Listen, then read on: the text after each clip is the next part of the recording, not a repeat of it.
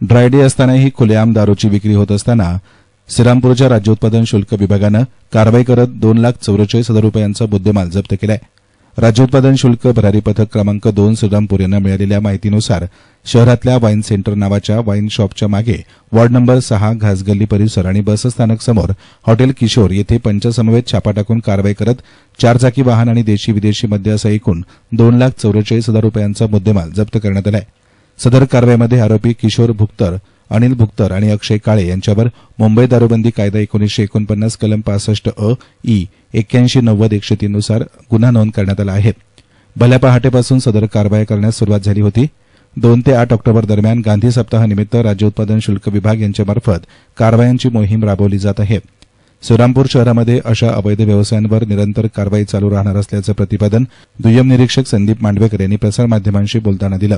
वरील आरोपींविरोधात यापूर्वी दारूबंदी कायद्यान्वये गुन्हे दाखल असतील तर ते तपासून त्यांच्यावर कलम 93 अन्वये कारवाई करण्यात येणार आहे।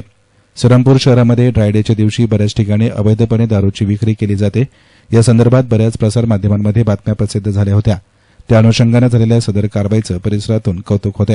आज दिनांक 2/10/2025 रोजी गांधी सप्ताहानिमित्त पहाटेच्या वेळेस श्रीरामपूर शहरात ग्रस्त घालत असताना आम्हाला जुनी घासगल्ली येथे आरोपी नामे किशोर भुतकर यांच्याकडे एक 4 चाकी टेम्पो व वाहनामध्ये देशी व विदेशी मद्याचे बॉक्स मिळून आले। तसेच आजूबाजूस छापे मारले असता तर अनिल भुतकर आणि अरुण काळे असे 2 आरोपी आम्ही गुन्हे दाखल केलेले आणि सदर मुद्देमाल हा बेकायदा विक्री करण्याच्या उद्देशाने आणला होता। जास्त दराने रेट वाढवून ड्राय डे दिवशी लायसन्सची दुकान बंद असल्यामुळे हिचारी दराने सदर आरोपी दारू विक्री करतात।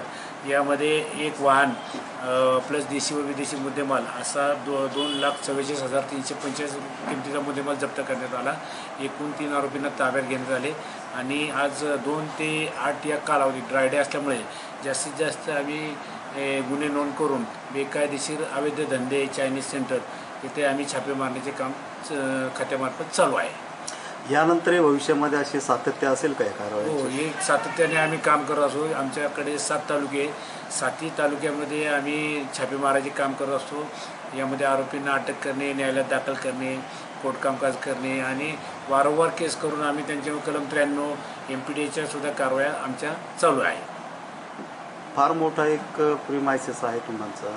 तुमचं कुठंतरी असं मनुष्यबळ तुम्हाला कमी पडतं असं वाटतंय का? हो, आम्हाला सध्या कार्यालयाची अपुरी जागा सुद्धा आहे आणि त्याची देखरेख पण चांगली नाही, गळते आमचं छत।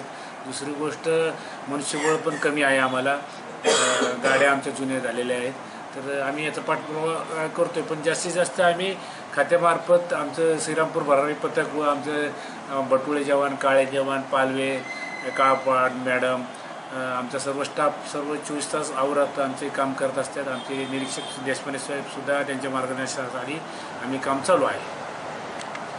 सदरची कारवाई राज्य उत्पादन शुल्क अधीक्षक प्रमोद सोनोने यांच्या आदेशान्वये निरीक्षक राज्य उत्पादन शुल्क भरारी पथक क्रमांक 2 अनुपकुमार देशमाने यांच्या सूचनेनुसार दुय्यम निरीक्षक संदीप मांडवेकर, सहाय्यक दुय्यम निरीक्षक जीजी ठुबे, एस.ए. बटुळे, प्रवीण सागर, रत्नमाला काळापहाड, उद्धव काळे, ओमकार पालवे, विजय पाटोळे आदींनी केली। येस9 मीडियासाठी प्रतिनिधी युनुस इनामदार, श्रीरामपूर।